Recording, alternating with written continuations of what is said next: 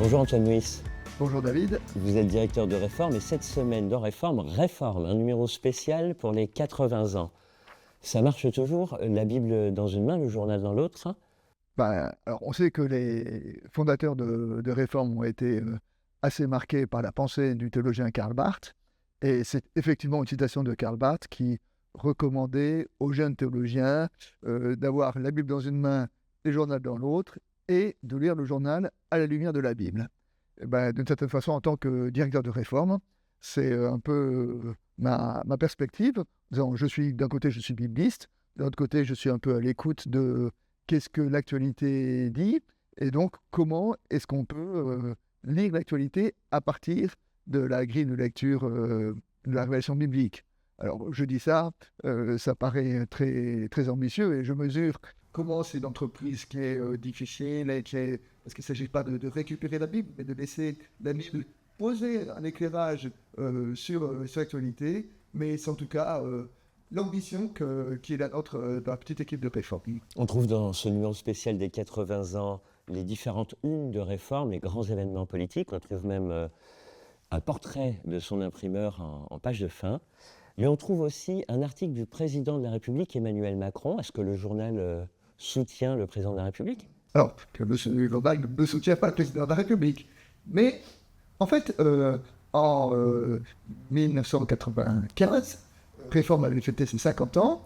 Et au moment du numéro des 50 ans de Réforme, le président de la République, à cette époque-là, c'était le président Mitterrand, avait écrit une lettre pour dire que Réforme avait sa place dans le domaine de la presse. C'est un titre qui est, au but de son tirage, qui est tout petit, mais qui est, j'allais dire, surreprésenté au regard de son vrai poids par la minorité qu'il représente, qui est une minorité protestante.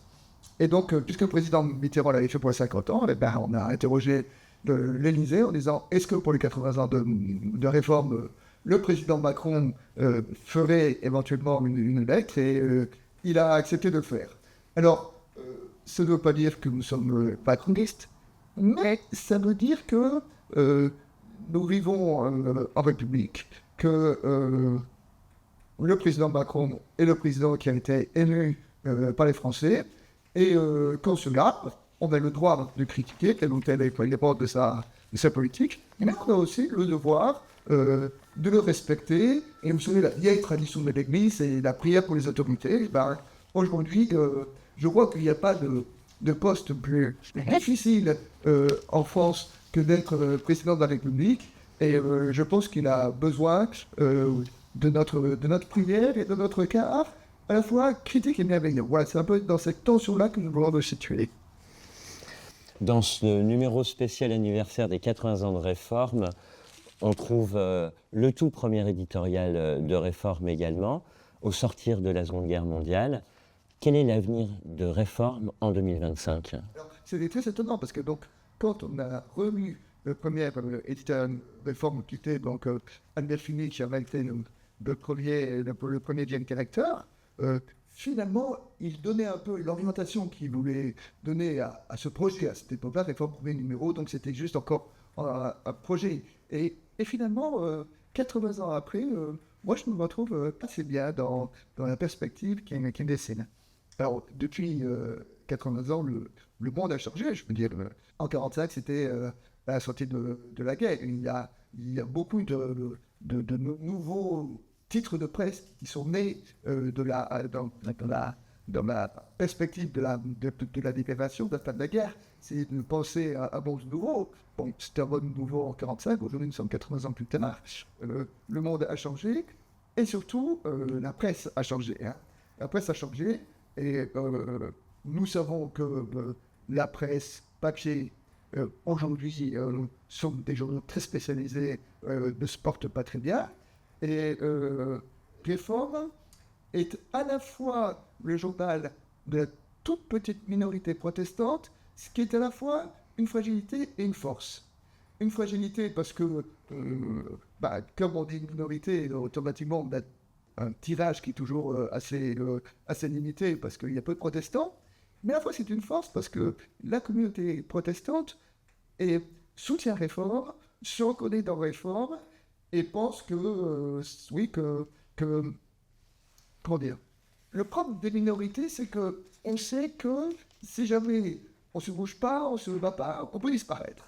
Eh bien, c'est vrai de toute minorité, et c'est vrai notamment de la minorité de Réforme. Et les Réformes peuvent compter sur un électorat qui est particulièrement fidèle, et ça fait partie de nos forces et de nos sources d'espérance. En 80 ans, le monde a changé. Est-ce que le journal est seulement un journal papier ou il devient un journal un peu intégral, un média intégral? Ah, voilà, alors, Réforme maintenant, ça devient un média. Alors, le support principal, c'est le support papier, et c'est là qui est l'essentiel de notre investissement. Mais Réforme, c'est aussi un site internet qui est alimenté tous les jours avec de nouveaux articles, c'est-à-dire qu'il rend compte de ce qui est dit dans le journal papier, mais il y a toujours un plus. Et il y a des vidéos, et puis il y a des articles qui répondent à l'actualité au jour le jour. Et puis enfin, Réforme, depuis un an, on a reçu maintenant une sorte de newsletter, plutôt de méditation, qui s'appelle L'œil de Réforme. Et L'œil de Réforme, c'est tous les matins, 6 jours par semaine, tous ceux qui sont abonnés à L'œil de Réforme reçoivent sur leur boîte mail un petit texte qui se lit en 3-4 minutes et qui est un point de vue d'un protestant sur une question d'actualité. Et donc L'œil de Réforme vient enrichir en cela le média Réforme au sens large du terme. On vous retrouve également chaque vendredi à 13h en direct sur la bande FM, sur Fréquence Protestante. Bon anniversaire Réforme. Merci Antoine Nuis. Merci.